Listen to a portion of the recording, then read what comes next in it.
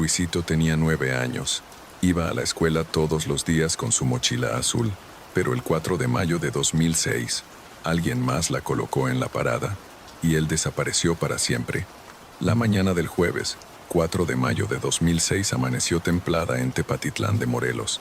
Eran las 6:40 a.m., cuando la señora Silvia Delgado sirvió el desayuno a su hijo menor, Luisito. Era un niño tranquilo, de ojos muy abiertos y voz suave. Comía pan con mantequilla mientras colgaba su mochila azul en el hombro derecho. Como siempre, Luisito tomaba el autobús de la Ruta 30 y uno en la parada frente a la carnicería Don Chepe, a solo 2 cuadras de su casa.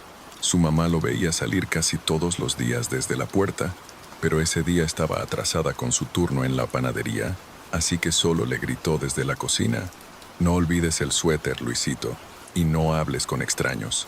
A las 7:10, el autobús pasó como de costumbre. El chofer, un hombre llamado Elías, de rostro redondo y pocas palabras, no lo vio en la parada. Tampoco la señora Tomasa, que vendía tamales justo en la esquina, ni los 2 niños que solían esperar con él. Pero la mochila estaba ahí, perfectamente apoyada contra el poste, como si alguien la hubiese puesto con cuidado. La escuela notificó su ausencia antes del mediodía. Silvia corrió hasta la parada y la vio con sus propios ojos, la mochila azul de su hijo, cerrada, limpia, intacta. Dentro tenía su cuaderno de ciencias, un estuche de colores, una carta que nunca se envió y algo que su madre no recordaba haber empacado, una pequeña piedra blanca, lisa como un hueso. La policía llegó 1 hora después.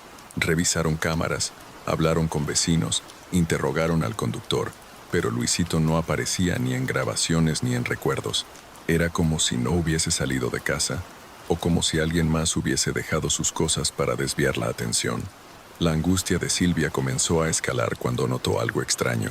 La carta en el fondo de la mochila no era su letra, ni la de Luisito. Era un mensaje escrito a mano con tinta negra, en una hoja arrancada: «Ya no volverá a casa». La mochila parecía un mensaje, pero nadie sabía quién la había dejado ahí, y cada nuevo detalle hacía todo más siniestro. La nota fue enviada para análisis caligráfico. Mientras hizo, el barrio entero se volcaba a buscar a Luisito. Voluntarios revisaban baldíos, lotes cercanos, caminos rurales. No había rastros de forcejeo, no había testigos, ni siquiera un sonido extraño. Era como si el niño se hubiese desvanecido en el aire. Un detalle comenzó a intrigar a los investigadores. La piedra blanca hallada en la mochila medía unos 5 centímetros, sin marcas visibles, pero tenía una textura extraña. Al tacto, parecía más cálida que el resto de los objetos. Fue enviada a un laboratorio local, donde no lograron identificar el material con precisión. Un trabajador del laboratorio, sin querer, la dejó sobre una mesa de acero. Minutos después, la mesa mostró una especie de quemadura superficial, como si la piedra hubiera emitido calor desde adentro. Alguien recordó que cerca de la Ruta 31, a unos 3 kilómetros, existía una cabaña abandonada, usada antiguamente por pastores. Un grupo de vecinos se dirigió allí, junto con un oficial retirado llamado Germán, que conocía bien la zona.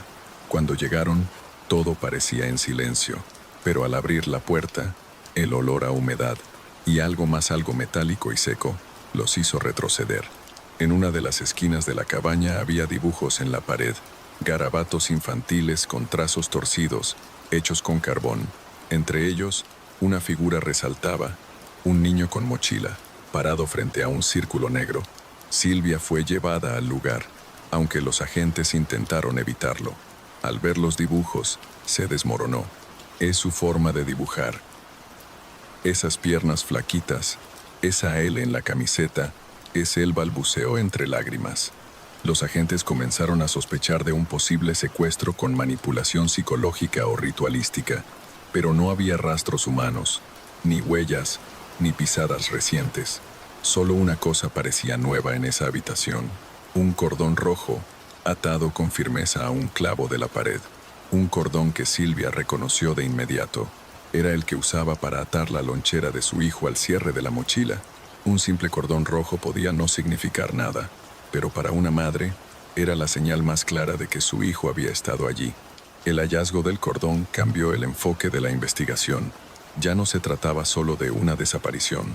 Ahora había indicios de que Luisito había sido llevado o atraído hacia ese lugar.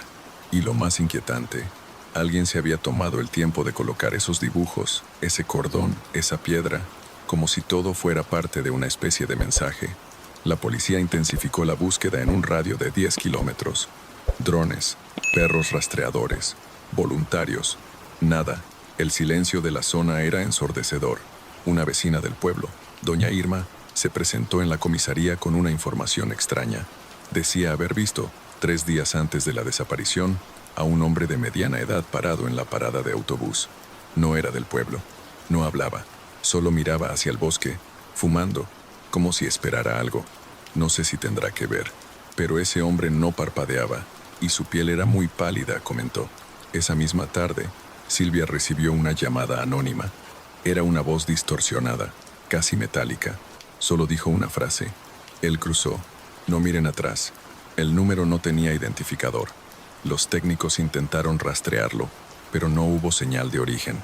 Era como si hubiese sido generado desde una línea inexistente. Esa noche, Silvia soñó con su hijo. En el sueño, él estaba al otro lado de un campo, parado junto a un alambre de púas. Detrás de él, un bosque oscuro. Él levantaba la mano, pero su expresión no era feliz. Parecía asustado. Se despertó con una sensación física extraña, como si algo presionara su pecho, y cuando miró sobre la mesita de noche, allí estaba, el mismo cordón rojo, colocado con cuidado junto a su celular. Ninguna ventana había sido abierta. La puerta seguía con llave. No había signos de que alguien hubiese entrado. La policía no quiso registrar el hecho como evidencia oficial, pero uno de los agentes, Javier Lemos, comenzó a investigar por su cuenta. Ya había visto casos similares en otras provincias, y había un patrón que comenzaba a repetirse. Niños desaparecidos, objetos dejados como señales, figuras dibujadas en muros, y siempre una presencia silenciosa que parecía observarlo todo desde lejos. Javier decidió volver a la cabaña por la noche. Quería ver si encontraba algo que durante el día no era visible. Llevó una linterna, una grabadora y su arma. Lo que encontró allí no estaba preparado para enfrentarlo. La desaparición de un niño es una herida abierta, pero cuando comienzan a aparecer señales imposibles, esa herida se convierte en un abismo. El agente Javier Lemos llegó a la cabaña a las 22:47. El bosque estaba completamente en silencio. Un silencio espeso, antinatural. Cada paso sobre las hojas secas parecía amplificado. Colocó la grabadora en el porche y encendió su linterna. No esperaba encontrar nada. Solo quería confirmar que todo estaba igual que el día anterior. Pero al ingresar, notó algo diferente. Había marcas nuevas en la pared trasera. No estaban cuando Silvia y los policías hicieron la inspección inicial. Eran pequeñas manos, marcadas con tierra húmeda. 5 pares, todas apuntando hacia una esquina oscura de la cabaña. Javier se acercó. En esa esquina, justo detrás de un mueble viejo, halló una trampilla. Al levantarla, una escalera de madera descendía hacia una especie de sótano. Bajó. El aire era denso, cargado de humedad y algo más, algo eléctrico. El espacio no era más grande que un cuarto de baño. Y allí, en el centro, una figura. No era una persona, tampoco una estatua. Era un bulto cubierto con una manta gris, pero de su interior salía un sonido rítmico, como una respiración. Javier retrocedió. En ese instante, su linterna parpadeó y se apagó. La oscuridad fue total por unos segundos que parecieron eternos. Y entonces, el sonido cesó. Encendió la linterna nuevamente. El bulto había desaparecido. Salió del sótano en pánico. Pero al subir, algo más lo esperaba. La grabadora que había dejado afuera ahora estaba dentro de la cabaña, sobre la mesa, y estaba encendida. Reprodujo el audio. Silencio. Más silencio. Y luego, la voz de un niño. No estoy solo. Él me cuida. Y después, otra voz, adulta, grave, metálica. Cierra la puerta, Javier. No había forma de explicar eso. Nadie sabía su nombre. Nadie había entrado con él. Javier corrió al auto. Condujo sin detenerse hasta la comisaría. Solicitó que clausuraran el lugar.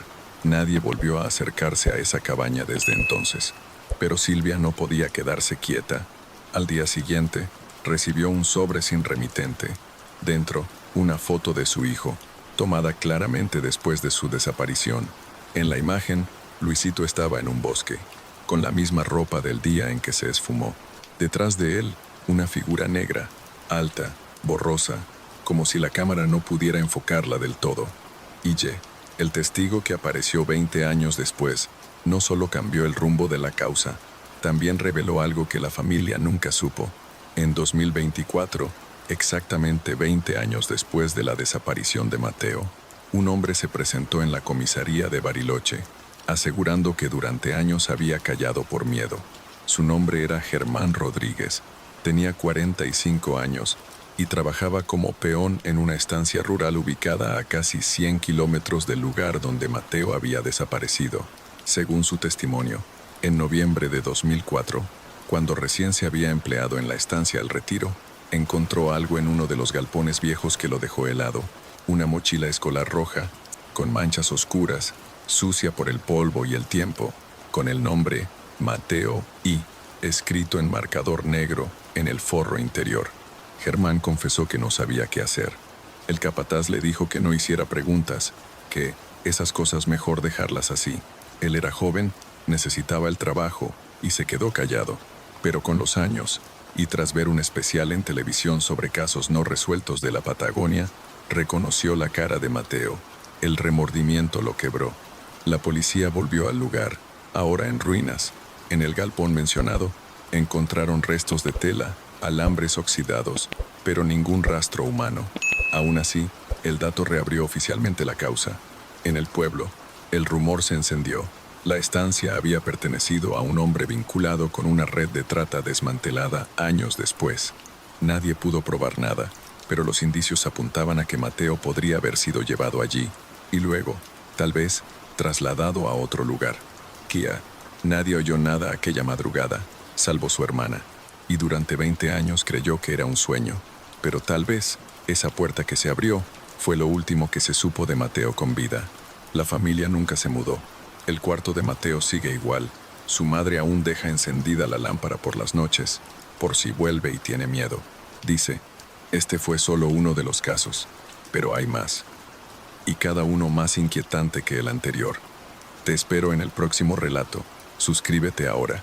Si esta historia te atrapó, te invito a seguir explorando otros relatos de desapariciones reales en nuestra playlist especial.